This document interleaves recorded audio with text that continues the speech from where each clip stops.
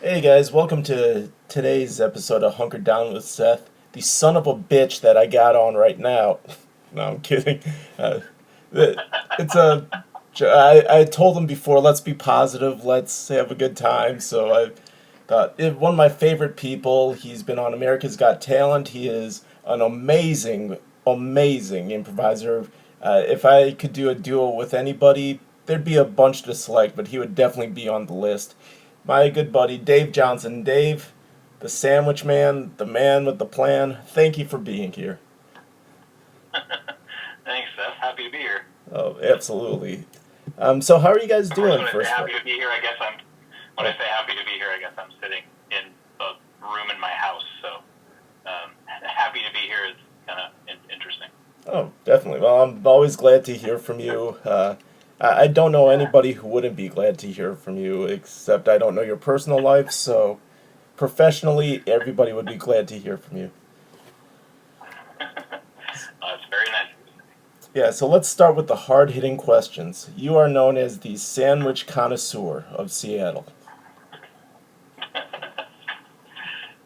Yeah, I'd say that's true. This, I went on yeah, I went on Sarah Hanchar's podcast and talked about sandwiches, and people already knew that I was a fan, but I think that kind of solidified my reputation. definitely. Sarah's podcast, by the way, I think you're nice. Definitely worth listening to. Shout out to Sarah. Um, yeah. So, in your sandwich journey, what are your favorites? What are some places, if you're in the Seattle area, you would definitely recommend? Ooh. So let's see. If you're in the Seattle area, I would say the best sandwich, my personal favorite, is a little bit outside of Seattle. It's up in the Snoqualmie area, not Snoqualmie Pass, but like the city of Snoqualmie. And there's a place called Woodman Lodge, and it's Mm-hmm. like a steakhouse, and they do prime rib there. So if you go on the weekend, they take their prime rib and they shave it thin, and they do a prime rib dip. That is like the best prime rib dip that I've had, Wow. Uh, and that's a must eat. And if you want to just do something local, honestly, you can't go wrong with a chicken salad sandwich from QFC. really? Yep. Yeah, That, they do one with dill, and actually, my wife recreated the recipe for it. She was like, "Oh, I could probably make this," and so we just kind of deconstructed it, and she makes it now. And so we have like go to Costco and buy some like croissants, bring them home, make the chicken salad. The kicker in the chicken salad is dill. It's like just chicken, mayonnaise, celery, red onion, and a whole bunch of dill. And like it's amazing to put on a sandwich, especially a croissant. wow. Let me ask you about one place which I picked was my personal favorite. Paseo in Fremont on 42nd and Fremont Ave.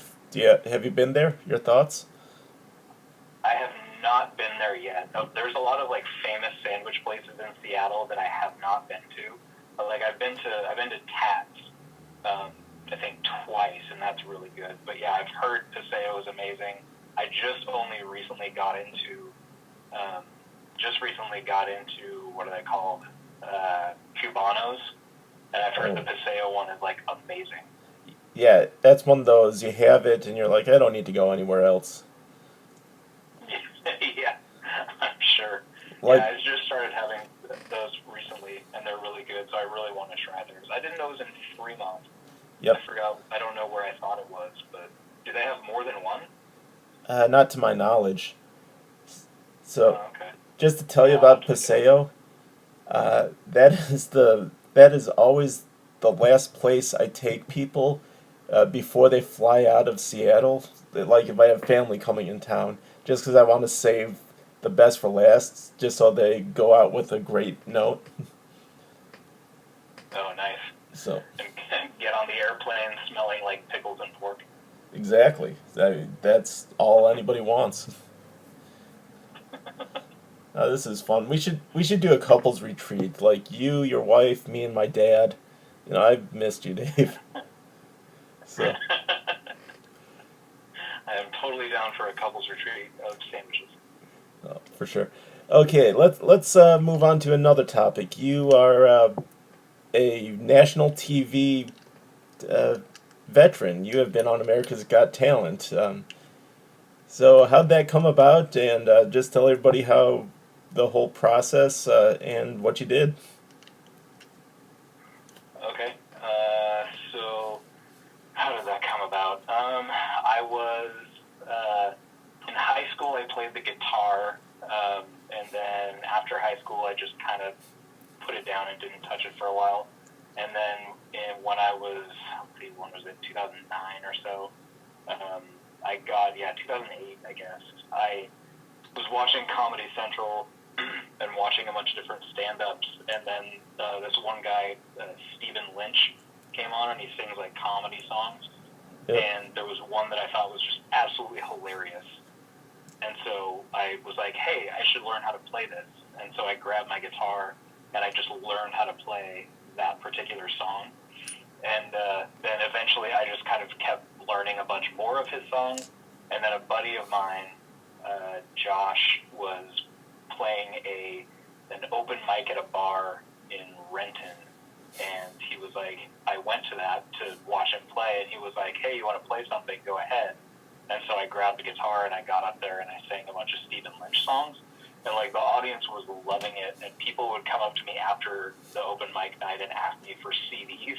And I was like, dude, it's not my songs. Like, I'm just playing covers. Like, it's not. They're like, oh, you should write your own stuff. I'm like, yeah, just like that? Really? Yeah. Is that what I should do? But, so yeah, eventually I was like, all right, whatever, I'll try to write a song. And so I wrote that particular song about David Hasselhoff because it was low-hanging fruit to make fun of. So, I wrote that song, and then I forget, a couple months later, I heard that America's Got Talent was coming to town in Tacoma for auditions. And I was like, well, that was back when he was one of the judges still, before he got kicked off for, being the Hoff and doing stuff. Yeah. But yeah, so I went down there, and Michelle came with me for the auditions, and we sat in the Tacoma Convention Center for like 10 hours. Jeez. It was a crazy, ridiculous day. But yeah, I went in, did the song. The first set of producers liked me, so they put me up to the second floor. I played for the higher level producers, and they were like, yeah, this is good, come on back. And so then the next day I came out to the Pantages Theater in Tacoma for the live taping with Sharon Osbourne and Hasselhoff and Piers Morgan were the judges at that time. That was 2009. Wow. And did you get a check for that? No, we didn't get paid to be on the show. Everything was covered, because like if you go on YouTube, David Johnson, America's Got Talent, like it's still up on YouTube. And what happened was, like, I went and I did the show, and they passed me through to Vegas. And so they flew us out to Vegas and paid for everything, got like a per diem and stuff. And then we were there for 4 days. I did interviews, and then they just brought us into a room in the Palms, and the judges were there, and they just make this big drama thing out of it. You don't perform again. And they were like, just decide if you're going to be in the top 40. And they brought me through to the top 40, so I went down for a live taping in June into, into Beverly Hills in Studio City or whatever, and spent a week down there and did a live show, and totally bombed. But, of course. Yeah, it was an experience for sure. Yeah, it sort of reminds me of my Hollywood journey, except for the notoriety. It's just I just got down here and I bombed. So. Yeah, the notoriety was funny. I actually was, I got recognized in like a local Costco meat section by one person, and someone asked me for an autograph when I was out in Westport, like hanging out for the 4th of July with some friends, and we stopped into a bar to get a drink, and these people recognized me and like chased me out to the parking lot and asked me to sign an autograph, and I was like, oh, okay. And then they hand me a Bud Light Lime coaster. So the only autograph I have out there was on a Bud Light Lime coaster. So. Well, you still got time to get famous, so pretty soon that'll be like the piece of memorabilia. It's like, Yeah, Worth a ton of money. that's like that John Lennon autograph, like the John Lennon album autographed by the guy who shot him. So Oh yeah. Oh god. yeah, so so that's Uh, cool. And now let's move on to the most important thing: how I know each other, our friendship. When was the first time you met me, and what was your first? No, I'm kidding. Uh, no, you're a great guy. I know you through improv. You're a staple of unexpected productions. You're a guy. I call you the don't worry guy because you wonder, what role you're in. Don't worry, we got Dave. We're set. So, wow, that is high. That is high praise. exactly. It's I'm known for not looking like I'm worrying, but I actually have a ton of anxiety all the time. So yeah, that's interesting. I've had people ask me that before, like, how are you so calm? And I'm like seconds from passing out from anxiety most of the time. yeah. But the thing is, backstage, you're always sort of in a shell, always sort of low key. But you get on stage, whatever's out there, you just dive headfirst into it. You have no hesitation. You're one of those guys who just go for it every time. Well, that's that's nice that people have the perception of me that I do that. I always enjoy being on stage, and especially enjoy being on stage with you. Our duos have been pretty fun. Oh, definitely. When did you start improv, and what was the motivation to get yourself into that BS? I so it came out of America's Got Talent kind of because in high school I used to go to theater sports shows. Like I'd drive out to Seattle and like go up there back when they'd like have a line going up the gum wall like of people trying to get into the theater.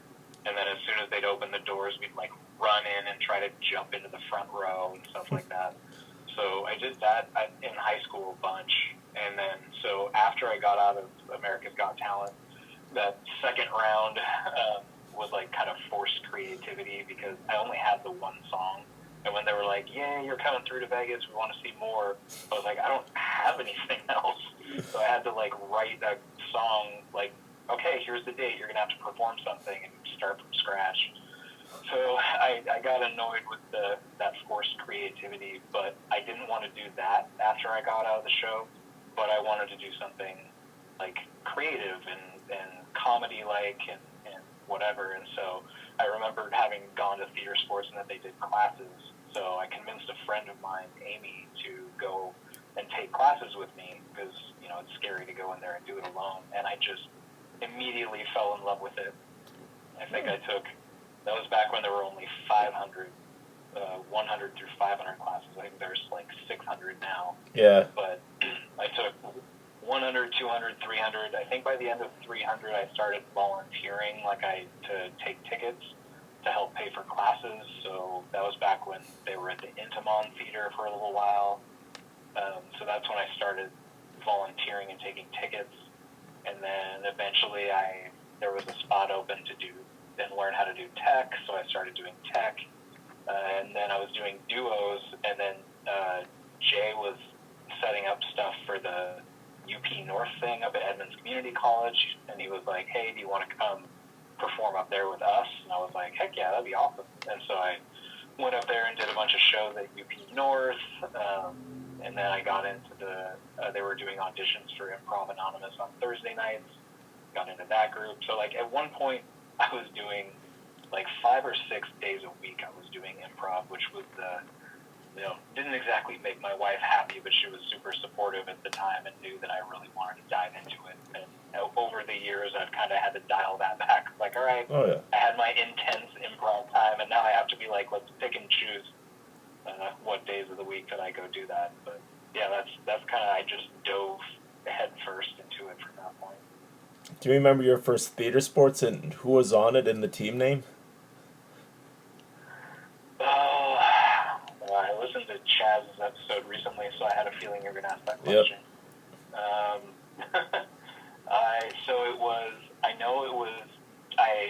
So we got to pick who was on our theater sports team. So naturally, I picked Jay and Tiffany. Of course. And I'm trying to remember, I think I tried to get Stephanie Thompson, and I think she wasn't available. And then I was like, well, I want another person on this team, and I looked around, so I picked Laurel, because Laurel is super fun to be on stage with. And so it was, yeah, that's right, it was me, Jay, Tiffany, and Laurel. And our team name was Vibrating Fur Blanket. Like, exactly, that was the theme to my prom. We're all cat owners, so that was kind of, I don't know where Vibrating Fur Blanket came from, but that was just a cat reference that probably sounded way more inappropriate when people saw the name on stage and were like, oh, okay, that's weird. Yeah, well, it happens. Yeah. Yeah, and other than Piggyback, what was your favorite show to perform on? Yeah. I'm taking away the easy answers here. These are hard-hitting questions. Let's see. Besides Piggyback, what was my favorite? My favorite one that I've done, which sadly we had scheduled to do on Sundays right now, starting at the beginning of April, except for because of COVID-19 stuff, we're not able to do it, is Four Hearts. That's a show that Tony designed. It's kind of it's sort of Edward Albee-esque, like American drama play, sort of like Who's Afraid of Virginia Woolf, that kind of stuff. Gotcha. But that one's just I love simple improv show, like simple premise shows. I'm not as much into let's recreate, something that already exists and just do it like, doing just a full style all the way through. I like things that don't have a lot of structure. That's why I like the Unstructured Herald's one of my favorite shows, just because like you never know what's going to happen and there's no real format to it. It's just kind of like we're going to get up there and we're going to look at each other and figure out what we're going to do when we get there, and a lot of following other people and free falling into whatever happens. So I really like that type of show. And I think that's what I like about Four Hearts. It's just a dinner party with two different couples, and people get into arguments, and like stakes are high, and like it's just a fun show to do. Oh, nice. Who was your couple? Who is going to be your significant other?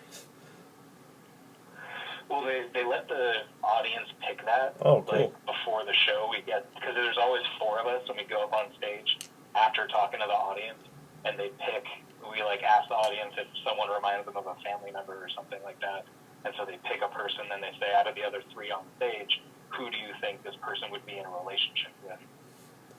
And so they pick that person.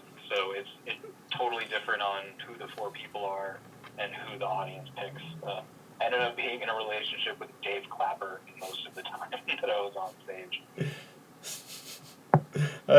It's weird, but I can see that.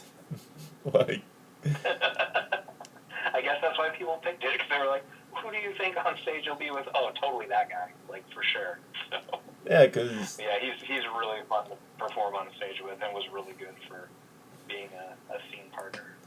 Yeah, plus just you as sort of the young professional, and Dave is more as like the old artistic type of guy. I could see that couple working in real life too. So. Yeah, we always did find a way to, because sometimes in that show, like, you'll end up breaking up. Like, by the end of the show, the relationship is over. I think Dave and I always found a way to kind of come back together in the end. Yeah. Well, with the nature of the relationship, you guys getting there in the end, I could, yeah. Okay, I'm going to step away from that joke. Yeah. So, yeah, one of my favorite scenes that I've ever done was with Jay. It was on Duos night, and it was like he described what we were about to do, and I had no idea what he was talking about. But when Jay asks you to do something, like you just say yes, like that's just what you need to say, because it always works out. Yep. It is an amazing experience. So yeah, he was like nervous getting up on stage, like, all right, so we're gonna narrate what we're doing, like in real life in the scene, And I'm like, what does that mean? And he's like, just we'll figure it out. And I was like, okay. And so we went out and it was the weirdest scene. That was so much fun. We ended up walking into the audience and like eating some lukewarm apples out of some lady's purse. And yeah, it was very, very weird. But one of the most fun experiences, mainly because I love it when someone is just like, hey, we're going to try this thing. I'm just like, yep, absolutely. Sounds fun. Like, I'm always down to try whatever it is somebody has an inkling to want to do. It's super fun. Yeah, and that was always my improv secret, going out in the audience, because my weakness is acting. So so I just go out in the audience and just create chaos there. That was my total improv secret. And for that duo we did, the infomercial, that was my trick. I was like, okay, I'm going to the audience. We'll talk to some people out here. Yeah. Seth was here, the master of crowd work. That, seriously, that's the secret to improv. Emphasize your strengths, hide your weaknesses. So when your weakness is acting, you really gotta be creative. And that's what I missed. That, like, the fun thing I used to love to do is just create games. Just because I knew I couldn't act out of a good scene. So I would come up with stuff like, the selfie game that people do. Oh, yeah. Yeah, that one night I said, talked to Jessica Landcrum, my partner. I was like, we could get in either a lot of trouble with this, or it could be fun. And she's like, let's do it. So we did that. Yeah, I know a lot of people have tried to recreate the magic of that first one that you did. Yeah, I mean, it's still fun. I'm actually flattered that people do it. You know, it's pretty cool that I created something that people still do. So Yeah, no, that's awesome. It's rare that you can get those things that can be recreated, like coming up with a game. I remember it's because some of them are so in the moment that when you try to do them again, it just totally bombs, like yeah, recapturing lightning in a bottle or whatever. Because I did that. We did a duos tournament, and I was partners with Eric Kossenbauer, who I'm not sure if you met or not. But oh yeah, you did, because he was in a very famous piggyback scene that went south. oh yeah, But yeah, and he and I were doing a scene, and at the end of one of them, we asked for a style, and one person said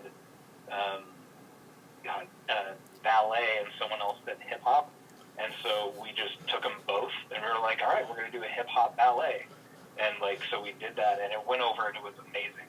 yeah, And so then the next week we were like, all right, let's do a hip hop ballet. And like when you plan it as opposed to being like, oh, this is a random thing we're putting together, yeah, it never works out. Because then at that point we're telling the audience, oh, we know how to do hip hop ballet. And like we totally do not. So it did not work so well the second time. yeah. And another thing is about that. Someone just said hip hop ballet, and that was it. When you try to add on to that, you start getting, just too much into it. Yeah. you know. Yeah, simple suggestions are the best. Like I don't need to get too complicated and add rules and do whatever. Like just pick one thing and let's just lean into it. Yeah. And what games have you created? Just out of the blue that were fun. Ooh. I haven't created a lot. I think the only one that I feel like I can take any credit for that still I don't know that we've ever really done as well as I wanted to was the air quotes game, where one character of either two or three on stage has to have one word out of every sentence that they say on stage. They have to air quote one of the words. That's great. And like that's just the game, and that's it. And like I've had a couple that just really didn't work, and some that like it depends on if the person on stage who's doing it like gets kind of the I don't know what the word is, sarcasm of air quotes, or Yeah. like just the way to approach it comedically. Like it totally works. But if you don't really know how to approach the game and you just kind of quote random words, like it kind of like you can play with it and make it funny, and sometimes if you just play it randomly, like it's sort of hit and miss. So I've had a couple bad ones and a couple good. Oh, that's awesome. Yeah, there's sorry to make this about me, but it is my show. I've other than the game, I created two other games. Well, one me and Jay created. It was a dodgeball, and me and Tondi did this. It was amazing, where we would do a scene and then Jay would ring a bell, and when he rang the bell, we would play dodgeball, like playground rules. Yeah, that was so fun, and it That sounds like fun. That's an awesome game. yeah, and it was Tondi also, so a person you least expect to play dodgeball. So, but we were going at it. We were just throwing balls at each other and trying to block. Use the blocks on stage to hide behind. Um, and Wow, that sounds like an awesome game. I would totally play that. oh, for sure. The only thing is you gotta make sure you got somebody in the music pit because you don't want to knock over anything or break anything in there. Oh yeah, that's true. Yeah. That could go south. And the other game that I created, and the reason I created this game is I wanted to do a game for the Blue Show, the improv-a-thon between 2 a.m. and 5 a.m. where it's all dirty sketches. But I didn't want anything to do with bodily functions or sex, so I thought we gotta do something with gratuitous violence. Oh no. So it's called Death and Revival, where the crowd picks one person to die and the other person to revive them during the scene. And so the trick is, with this game, the person who dies has to die right away, and the other person revives them, and then they just keep dying and keep reviving. So instead of building all this tension, it's just like overkill. I feel like I saw that game played once. And Yeah. now I don't remember when that was. I wasn't there that early in the morning for the Blue Show, but now I can't. I feel like someone tried to do that after that. Oh, I did it at a But couple I just, duos, and me and Adam Dow did it at UP North for some duo tournament thing. So, okay, yeah, I must have seen it at duos then. Like, I feel like I've seen that game played. yeah. Like I said, the trick is make the death just as quickly as possible. Because if you try to build up tension, everybody's starting to get annoyed.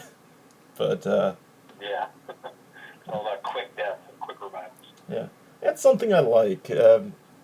I, I haven't talked about this with any improviser yet, but I've always wanted to, and that's dying on stage.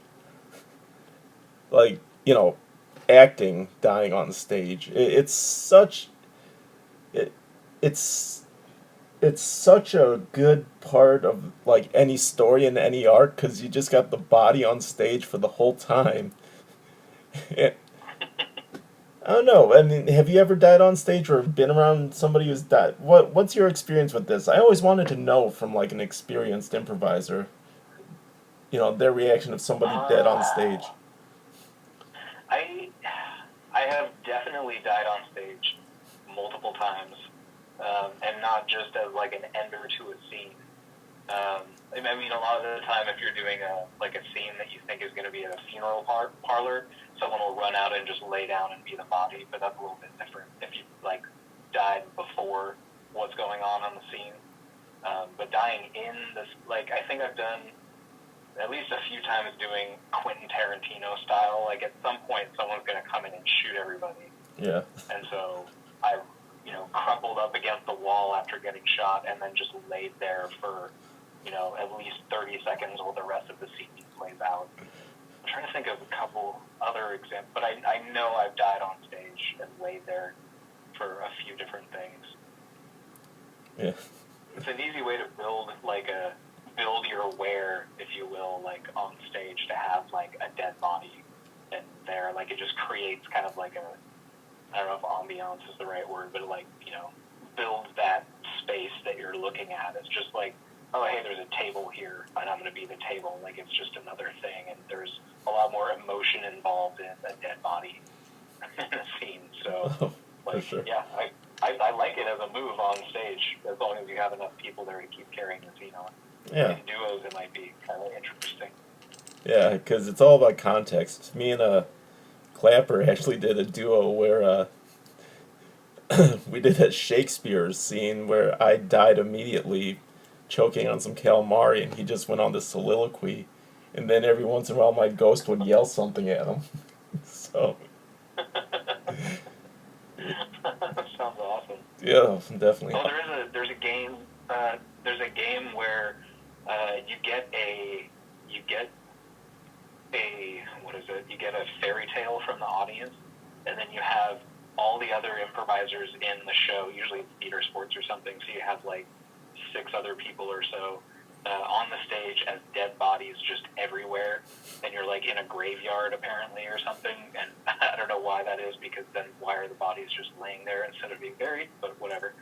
And so you get that fairy tale, and one person has to run around and move everyone's bodies to recreate that fairy tale, and like move their mouths and like slide them around stage and just carry them. It's super exhausting, but it's really funny. Jay is obviously really, really good at that game.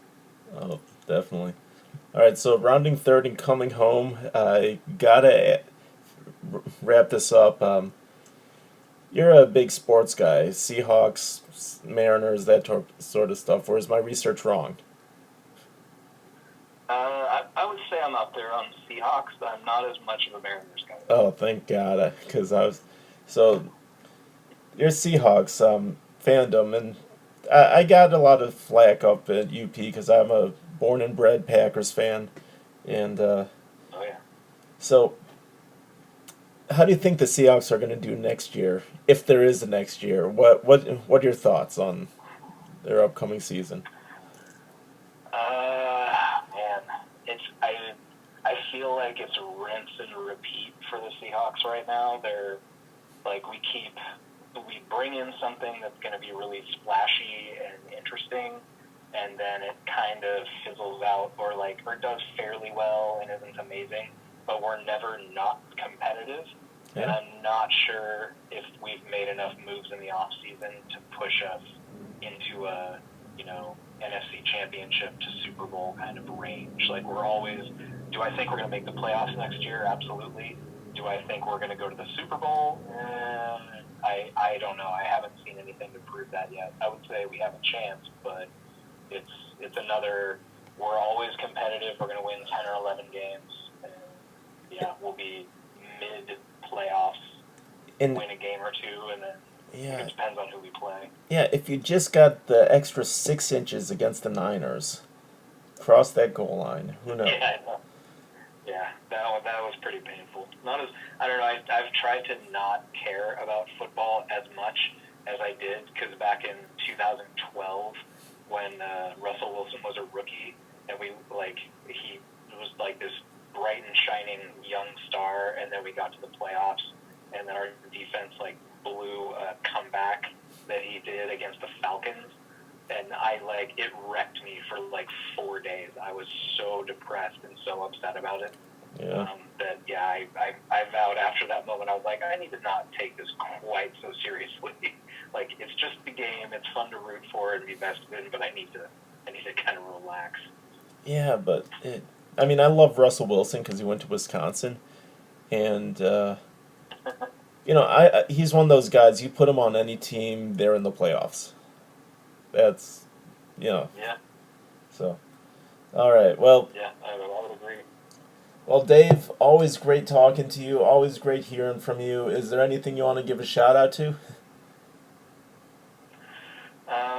I would like to give a shout out to a podcast that I really love. It's called Hunkered with Seth. Aww. And I think anyone who's listening should search for that and see if they can find it. Oh, wonderful. Although my analytics say that people usually don't get this late into the show to hear those shout outs, so Dave Johnson, always great speaking to you.